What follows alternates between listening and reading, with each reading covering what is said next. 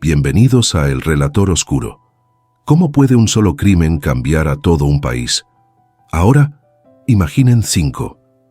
Costa Rica, conocida en todo el mundo como un paraíso de paz y naturaleza, esconde profundas cicatrices en su historia reciente.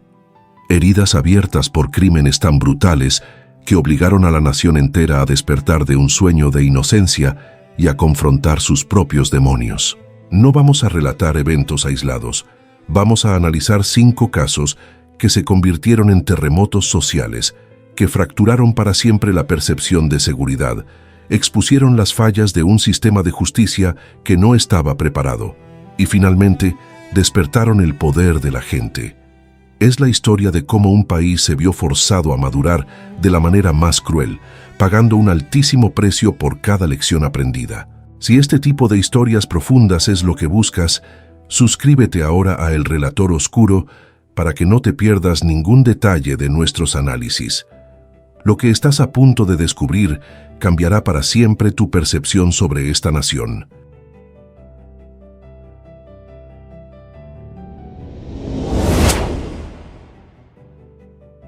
Hay fechas que se incrustan en la memoria de un país como metralla. Para Costa Rica, una de esas fechas es el 6 de abril de 1986. Aquel día, la nación conocida como la Suiza de Centroamérica despertó a una pesadilla de la que, 40 años después, todavía no ha logrado escapar. El escenario fue el Cerro San Miguel en Alajuelita, un lugar que hasta ese momento era sinónimo de devoción y peregrinaje. En su cima, una imponente cruz de metal, erigida en la década de 1930, vigilaba el valle como un faro de fe. Pero ese domingo de abril, la cruz se convirtió en el testigo mudo de un sacrilegio, de un acto de violencia tan metódico y brutal que rompería en 1000 pedazos la autoimagen de toda una sociedad. Allí, esparcidos en la tierra sagrada, fueron encontrados los cuerpos de 7 mujeres. Marta Eugenia Zamora Martínez, de 41 años, y 6 miembros de su familia, todas menores de edad, incluyendo a sus hijas y sobrinas. Habían subido la colina en una excursión familiar, una tradición de fe y unión, solo para encontrarse con una muerte inexplicablemente cruel. La escena del crimen era un lienzo de horror calculado. No había señales de un robo que salió mal, no había desorden. Al contrario, había un orden que helaba la sangre. Todas habían sido ejecutadas con disparos de arma de fuego, y sus cuerpos habían sido dispuestos de una manera particular, sugiriendo un nivel de premeditación y control que no encajaba con ningún crimen común. Los perpetradores se habían tomado el tiempo no solo para matar, sino para componer una escena macabra, un mensaje aterrador cuyo significado se ha perdido en el tiempo. El invaluable tesoro de la vida había sido arrebatado con una frialdad industrial. La responsabilidad de descifrar este enigma recayó sobre el organismo de investigación judicial, el OIJ, y fue aquí donde la tragedia se convirtió en fracaso. La primera decisión, el primer diagnóstico del horror, fue un error catastrófico que condenaría el caso para siempre. Los investigadores lo catalogaron inicialmente como un acto de delincuencia común. Esta simple etiqueta revela la mentalidad de una fuerza policial que en 1986 estaba completamente desarmada para enfrentar este nuevo nivel de maldad. Creían estar buscando a ladrones o asaltantes, cuando la evidencia gritaba algo mucho más siniestro. Detalles cruciales fueron ignorados o, peor aún, malinterpretados. Los informes forenses posteriores revelarían que varias de las víctimas tenían disparos de ejecución dirigidos al tronco cerebral, un método característico de operaciones tácticas, no de criminales corrientes. Además, la escena había sido manipulada con una precisión inquietante para eliminar rastros y evidencias. Quienquiera que hubiese estado allí sabía exactamente lo que hacía, sabía cómo matar y sabía cómo ocultar sus huellas. La investigación, al empezar con el pie equivocado, acumuló una deuda con la verdad que jamás podría pagar. A esto se sumó la inmensa presión nacional. Los medios de comunicación, la sociedad, el gobierno, todos exigían respuestas inmediatas. El país estaba en shock y el miedo era palpable. Esta prisa por encontrar un culpable a cualquier costo solo sirvió para enturbiar aún más las aguas, llevando a los investigadores por callejones sin salida y a centrarse en sospechosos que no encajaban con el perfil del crimen. El costo de la inexperiencia institucional estaba siendo pagado con la justicia de 7 víctimas. En medio del caos, la desesperación y el fracaso investigativo, surgió un nombre que parecía ofrecer una respuesta, un rostro para el mal sin nombre: el psicópata. Entre 1986 y 1996, un asesino en serie aterrorizó Costa Rica, atacando a parejas en lugares aislados. Oficialmente, la masacre de Alajuelita fue atribuida a él, convirtiéndose en el supuesto primer acto de su sangriento historial. Para un sistema judicial sobrepasado, esta narrativa era conveniente. Canalizaba todo el miedo y la indignación popular hacia una única figura, un monstruo solitario, y de paso cerraba un caso que no sabían cómo resolver. Sin embargo, esta conexión es, en el mejor de los casos, problemática. El modus operandi no coincidía. El psicópata usaba una subametralladora M3 y atacaba a parejas o mujeres solas. La masacre de Alajuelita, en cambio, fue contra un grupo familiar de 7 mujeres, y la evidencia balística nunca conectó de forma concluyente las armas. La atribución del caso a este asesino en serie se siente más como un acto de desesperación burocrática que como una conclusión forense. Fue una forma de ponerle un nombre al horror, aunque no fuera el correcto. Esta decisión tuvo un precio terrible. Desvió la atención de otras posibles líneas de investigación que hoy permanecen como fantasmas, teorías sobre múltiples agresores o incluso la participación de algún grupo con entrenamiento paramilitar nunca fueron exploradas a fondo. La pregunta perturbadora que queda en el aire es si esta atribución fue una injusticia adicional, un engaño para un público que clamaba por una solución sin importar si esta era real. El resultado final es la crónica de una impunidad anunciada. El caso de la masacre de la Cruz de Alajuelita nunca fue resuelto judicialmente. Con el paso de los años, el crimen prescribió, lo que significa que, legalmente, ya nadie puede ser juzgado por el asesinato de esas 7 mujeres. La impunidad se convirtió en ley. Este caso no fue solo un fracaso judicial, fue el evento que destruyó la inocencia de Costa Rica. La imagen de una nación pacífica, un Edén sin ejército, se hizo añicos contra la cruda realidad de que el mal más oscuro podía florecer también en su jardín. El trauma colectivo de Alajuelita se convirtió en una cicatriz permanente, un recordatorio constante de la vulnerabilidad y de la falibilidad de las instituciones. Para el OIJ fue su punto más bajo, pero también el inicio de una transformación dolorosa y necesaria. El fracaso estrepitoso en este caso expuso las enormes carencias forenses y tácticas de la época. La inversión en ciencia, en tecnología y en entrenamiento que definiría al OIJ moderno tiene sus raíces en las cenizas de esta investigación fallida. La capacidad que décadas después permitiría resolver crímenes complejos con una minúscula muestra de ADN se forjó a partir de la lección brutal aprendida en el Cerro San Miguel. Hoy, la Cruz de Alajuelita sigue en pie, pero su significado ha cambiado para siempre. Ya no es solo un símbolo de fe, sino un cenotafio que marca el lugar donde 7 vidas fueron apagadas y donde la justicia costarricense encontró su más profundo y oscuro abismo.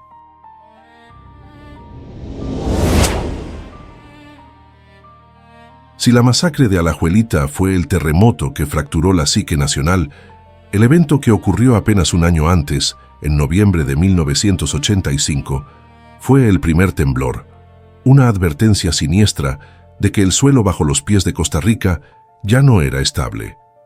Este no fue un crimen de escala masiva, pero su impacto fue quirúrgicamente preciso, apuntando al corazón mismo de la sociedad, la seguridad de sus niños. La víctima fue Evelyn Bustos, una niña de 8 años.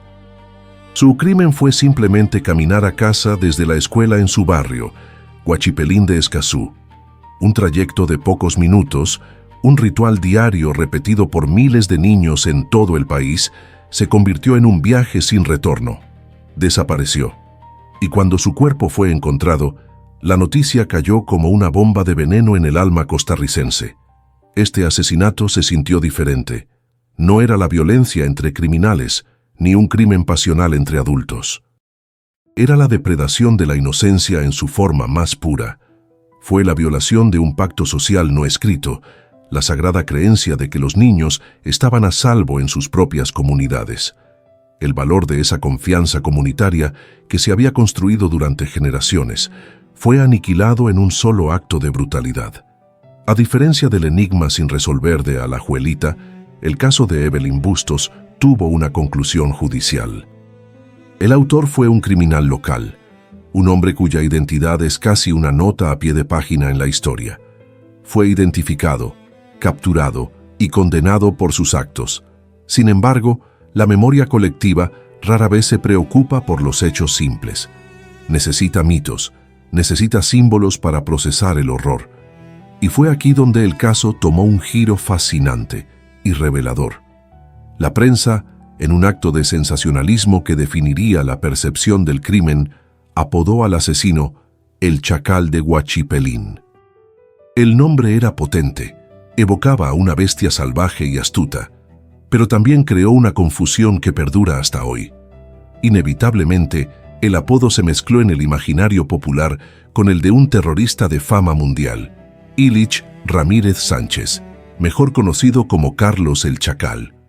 Este personaje no tenía absolutamente nada que ver con el crimen de una niña en un suburbio de San José, pero la conexión, aunque falsa, sirvió para un propósito.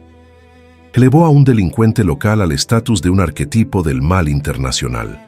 Era como si la sociedad necesitara creer que un acto tan terrible solo podía haber sido cometido por un monstruo de renombre, no por un hombre común y corriente.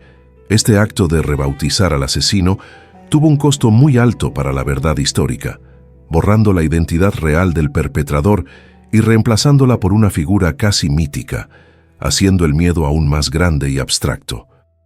El verdadero legado de este crimen no se encuentra en los expedientes judiciales, sino en la vida cotidiana de las familias costarricenses. El asesinato de Evelyn Bustos se convirtió en un doloroso punto de inflexión. Destruyó para siempre la suposición de que los niños podían disfrutar de una libertad sin supervisión en sus propios barrios. La caminata solitaria desde la escuela, antes un rito de paso hacia la independencia, se transformó en una fuente de ansiedad paralizante para todos los padres.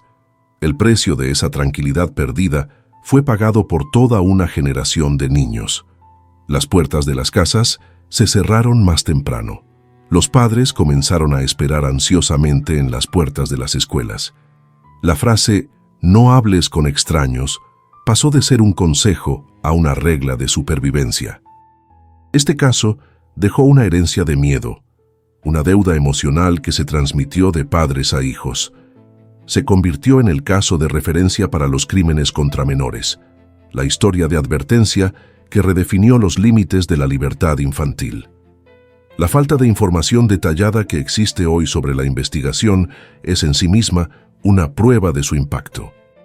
La memoria pública no se aferró a los detalles forenses o a las estrategias policiales. Se aferró a la consecuencia, a la emoción cruda del miedo. Mientras la justicia técnica cerraba el caso con una condena, la justicia social apenas comenzaba a lidiar con una herida que alteró fundamentalmente el contrato de confianza de la nación. Así, un año antes de que el país se enfrentara al horror masivo de Alajuelita y a la incompetencia de su sistema judicial, la sociedad ya había sido herida en su núcleo más íntimo.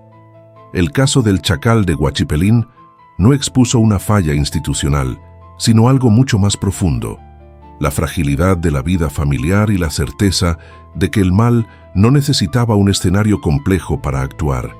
Solo necesitaba una calle tranquila, una niña caminando a casa y la oportunidad. El miedo ya había tocado la puerta y pronto la derribaría por completo.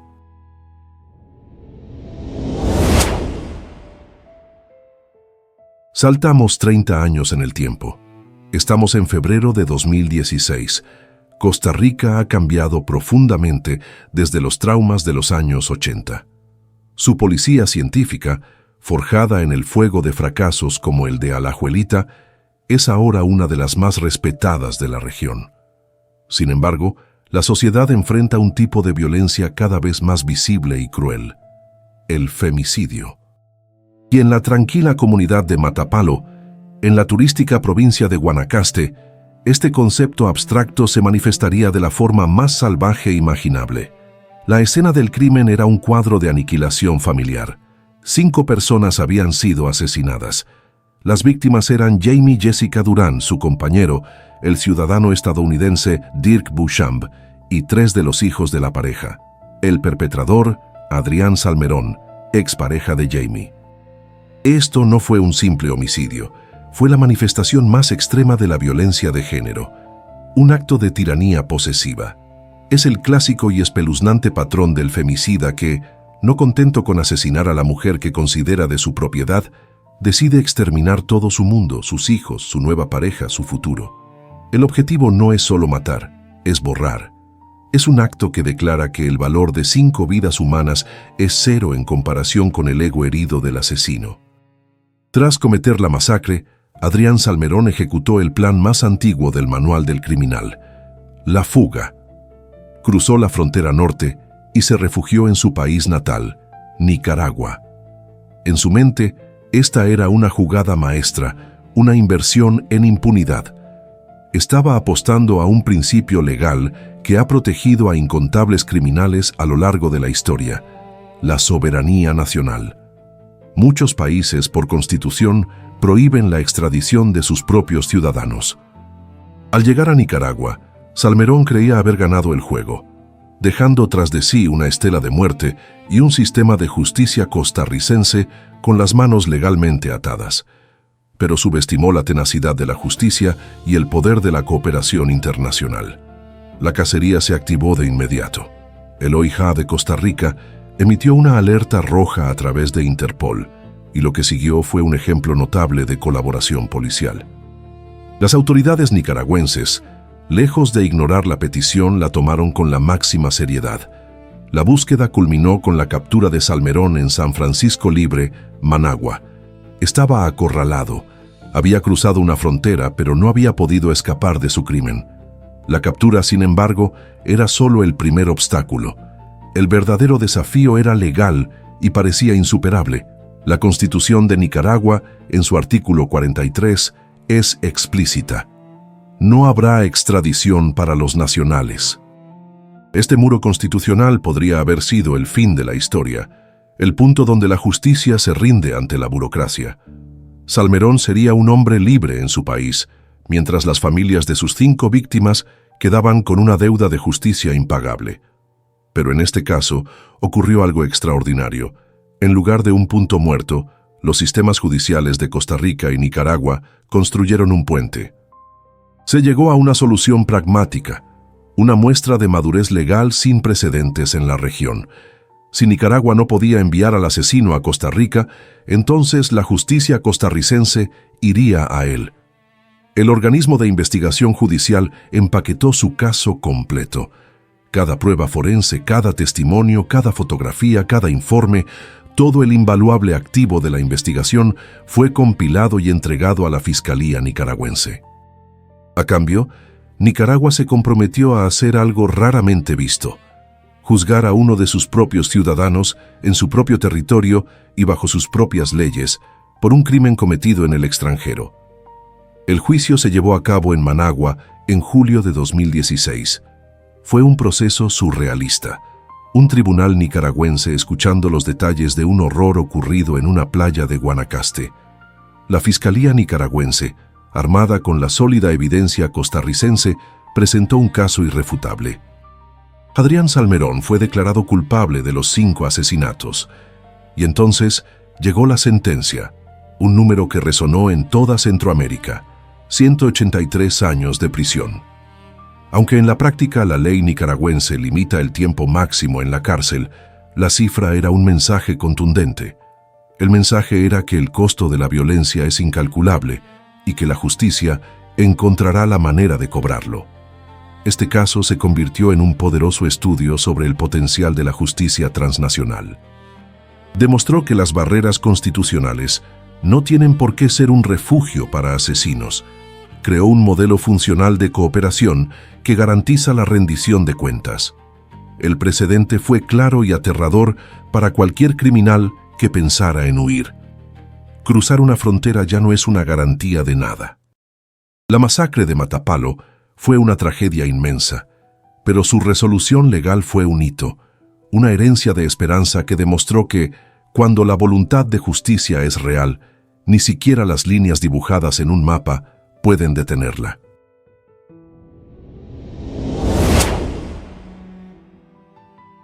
El año 2018 marcó un punto de inflexión brutal para Costa Rica, un momento en que su bien más preciado, su imagen internacional, fue puesta en jaque. La marca Pura Vida, un activo invaluable que atrae a millones de turistas y genera miles de millones de dólares, se construyó sobre la promesa de un paraíso natural, pacífico y, sobre todo, seguro. Pero durante un breve y aterrador lapso de tiempo en 2018, esa promesa se rompió en pedazos. Una serie de asesinatos de mujeres turistas extranjeras, ocurridos en rápida sucesión, desató una crisis nacional. El horror ya no era una cicatriz interna, ahora era la portada de los noticieros internacionales. De repente, el femicidio dejó de ser visto solo como una tragedia social, para convertirse en lo que realmente es, una amenaza económica directa y existencial. El costo de esta violencia ya no se medía solo en vidas perdidas, sino en reservaciones de hotel canceladas, en vuelos vacíos y en el posible colapso de la industria que sostiene al país. Esta presión económica provocó algo que años de activismo no habían logrado del todo. Obligó al gobierno y al sector empresarial a tomarse la violencia de género con la máxima seriedad. Al mismo tiempo, las calles se incendiaron con protestas feministas bajo el lema Ni una menos, en una confluencia histórica donde la lucha por los derechos de las mujeres y la lucha por el futuro económico del país se volvieron una sola. Para entender el estado de la justicia costarricense en este momento crítico, es esencial analizar 3 de estos casos, no como tragedias aisladas, sino como narrativas judiciales que, juntas, pintan un retrato complejo y contradictorio de un sistema en una encrucijada. El primer caso es el de Carla Stefaniak, una ciudadana venezolano-estadounidense que desapareció del Airbnb que había alquilado en Escazú, un suburbio de San José. El horror de su caso radicaba en la traición a la confianza. El lugar que debía ser su refugio seguro se convirtió en su tumba. Las sospechas recayeron rápidamente sobre el guardia de seguridad del complejo, Bismarck Espinosa Martínez, el hombre cuyo trabajo era, irónicamente, proteger a los huéspedes. La investigación se construyó sobre una base de pruebas circunstanciales, sus mentiras iniciales, su comportamiento sospechoso tras la desaparición y el testimonio de personas a las que les confesó detalles del crimen. No había una pistola humeante, pero el peso de las evidencias indirectas fue suficiente. Martínez fue sentenciado a 16 años de prisión. Su caso demostró que, incluso sin pruebas científicas abrumadoras, el trabajo policial metódico y la construcción de un caso sólido a la antigua usanza todavía podían llevar a una condena. La justicia, en este caso, tuvo un precio de 16 años de libertad para el culpable. En un contraste casi perfecto, encontramos el caso de Arantxa Gutiérrez López, una turista española asesinada en las remotas y selváticas sendas del Parque Nacional Tortuguero. Aquí, la justicia no se basó en testimonios contradictorios, sino en la voz fría, clara e irrefutable de la ciencia. Este caso fue la graduación del OIJ, la prueba final de su evolución desde las ruinas de los años 80. En el cuerpo de Arantxa, los forenses encontraron rastros microscópicos de su agresor, saliva y células de la piel. El análisis de ADN fue concluyente y la correspondencia con el sospechoso, Alvin Díaz Hawkins, fue en palabras de los propios investigadores, absolutamente indudable. Ya no había espacio para la especulación. La ciencia había colocado al asesino en la escena del crimen y en contacto directo con la víctima. Este fue el máximo retorno de la inversión que el país se vio obligado a hacer en tecnología forense décadas atrás. Fue la reivindicación de un sistema que había aprendido de sus peores fracasos. El caso de Arantxa fue una victoria limpia para la Fiscalía, un ejemplo de cómo la tecnología, cuando se usa correctamente, puede saldar la deuda de la verdad con una certeza casi matemática. Sin embargo, para demostrar que la tecnología no es una panacea, el tercer caso, el de la turista mexicana María Trinidad Matusela, en la playa de Santa Teresa, resultó en un veredicto fracturado y frustrante. Ella y una amiga fueron atacadas por dos hombres. Uno de ellos, Joel Esquivel Cerdas, el cómplice, fue capturado, confesó su participación en el asalto y fue sentenciado. Pero el principal sospechoso del asesinato de María Trinidad, un hombre llamado Sancho Rodríguez, fue absuelto. La razón. El tribunal determinó que la Fiscalía no había presentado pruebas suficientes para condenarlo más allá de toda duda razonable. Este resultado es una lección brutal sobre la realidad del sistema judicial. La policía puede estar segura de quién es el culpable. La evidencia circunstancial puede apuntar en una dirección, pero si el fiscal no logra articular una narrativa coherente e inatacable en la corte, el castillo de naipes se derrumba. El caso de María Trinidad prueba que la ciencia forense avanzada es solo una herramienta. El resultado final todavía depende de la habilidad humana para construir el caso. Aquí, la tecnología no fue suficiente para pagar la deuda de justicia. El verano de 2018 fue, por tanto, una radiografía en tiempo real del sistema de justicia de Costa Rica. Por un lado, el caso de Arantxa Gutiérrez demostró un salto cuántico en su capacidad forense, una modernidad de clase mundial. Por otro, la absolución en el caso de María Trinidad reveló que la cadena de la justicia sigue siendo tan fuerte como su eslabón más débil, y que ese eslabón es a menudo la capacidad de la Fiscalía.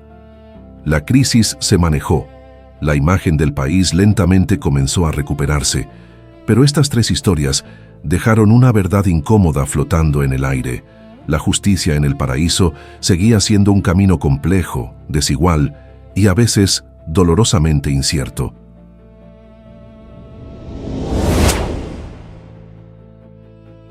Llegamos al 4 de marzo de 2020, un día que comenzó como cualquier otro, pero que terminaría con un grito de auxilio digital que resonaría en todo el país.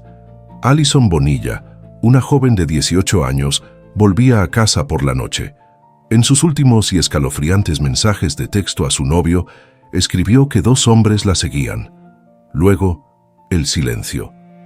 Desde ese preciso instante, su caso dejó de ser una simple investigación de persona desaparecida.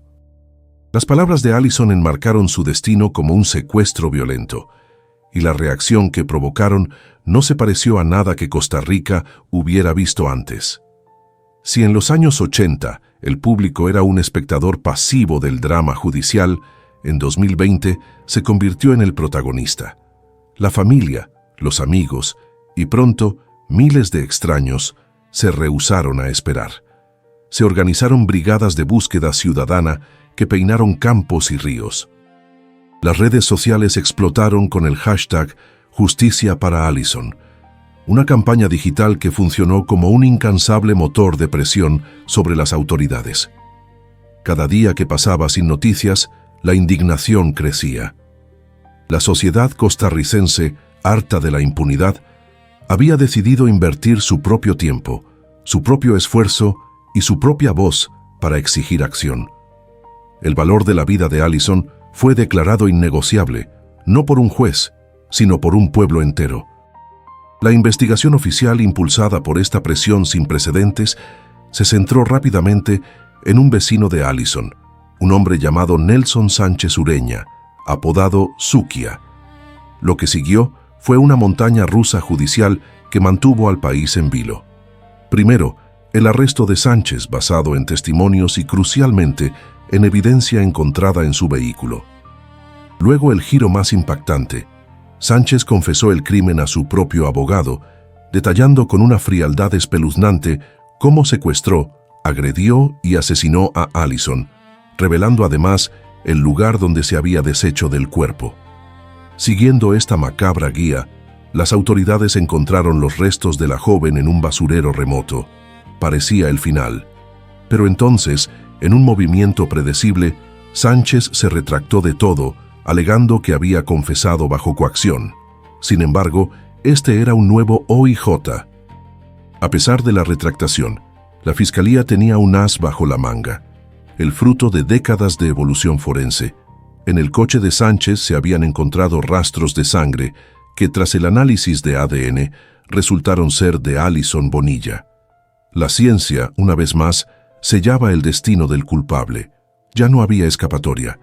Mientras la investigación criminal avanzaba, el caso expuso una falla sísmica en el sistema legal de Costa Rica. Durante los meses en que el cuerpo de Allison estuvo desaparecido, su familia se enfrentó a una angustia adicional, un vacío legal. En aquel momento, la legislación carecía de un marco claro para procesar un homicidio sin la existencia de un cuerpo. El delito de desaparición no estaba tipificado de una forma que permitiera una acción judicial inmediata y contundente. Este hueco en la ley era una invitación a la impunidad, un camino que podría haber permitido a asesinos como Sánchez librarse de la justicia si hubieran logrado ocultar mejor a sus víctimas. El costo de esta ambigüedad legal era el sufrimiento de incontables familias que no podían obtener justicia para sus seres queridos desaparecidos. Pero la sociedad movilizada por Allison ya no estaba dispuesta a aceptarlo. El movimiento Justicia para Allison no terminó con la captura de Sánchez, se transformó. La indignación se convirtió en una propuesta. La familia de Allison, empoderada por el apoyo masivo de la ciudadanía, llevó su lucha del campo de búsqueda al campo de batalla legislativo. El resultado fue un hito en la historia de Costa Rica, la aprobación de la Ley número 10.069, bautizada popularmente como la Ley Allison Bonilla. Esta ley reformó el Código Penal para tipificar adecuadamente el delito de desaparición y, fundamentalmente, para facilitar el procesamiento de homicidios incluso sin un cuerpo. Cerró la brecha, eliminó la laguna legal y construyó un muro contra la impunidad. Este es el legado más tangible y poderoso del caso. Una línea directa e ininterrumpida desde una tragedia específica hasta un cambio permanente en el marco legal de toda una nación. Fue la ganancia más importante obtenida de la pérdida más dolorosa, y la historia no termina ahí. Tras el juicio, Sánchez fue sentenciado inicialmente a 18 años de prisión, una pena que la sociedad consideró un insulto. Tras una apelación impulsada por la misma presión pública, la sentencia fue anulada, y en un nuevo juicio se aumentó a 35 años, la pena máxima por homicidio calificado.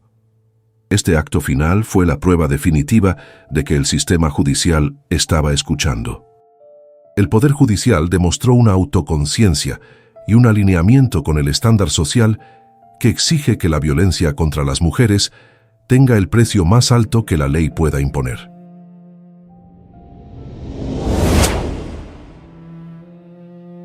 Al mirar atrás, el arco narrativo que trazan estos 5 crímenes es el de la dolorosa madurez de una nación. Viajamos desde la impunidad sin resolver y el fracaso sistémico de Alajuelita en 1986 hasta la reforma legal impulsada por los ciudadanos con la ley Allison Bonilla en la nueva década. Pasamos por el miedo íntimo que cambió para siempre a las familias en Huachipelín. Fuimos testigos de la innovadora cooperación que trascendió fronteras en Matapalo y analizamos el momento en que la ciencia forense alcanzó su mayoría de edad durante la crisis de 2018. El caso de Allison Bonilla es la culminación de este viaje. Es el punto donde un organismo de investigación judicial, con capacidades forenses maduras, finalmente se encontró con una sociedad civil igualmente madura, movilizada y exigente. Aunque el fantasma de la violencia, especialmente contra las mujeres, sigue siendo el mayor desafío de Costa Rica, estas tragedias también han forjado un pueblo más resiliente. La negativa de la sociedad a permanecer en silencio ha alterado fundamental y permanentemente el panorama de la justicia, demostrando que incluso de las cicatrices nacionales más profundas se puede trazar un camino hacia la rendición de cuentas.